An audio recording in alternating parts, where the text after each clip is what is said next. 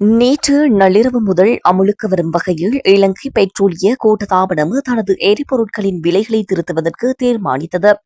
இதன் அடிப்படையில் 293 ரூபாவாக காணப்பட்ட 92 ரக ஒக்டேன் பெட்ரோல் லீட்டரின் விலை 24 ரூபாவினால் அதிகரிக்கப்பட்டுள்ளதோடு அதன் புதிய விலை 317 ரூபாவாகும்.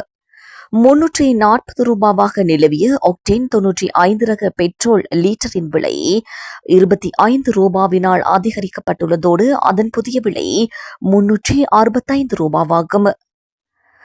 281 ரூபாவாக காணப்பட்ட ஆட்டோ டீசல் லீட்டரின் விலை 22 ரூபாவால் அதிகரிக்கப்பட்டுள்ளதோடு அதன் புதிய விலை 303 ரூபாவாகும்.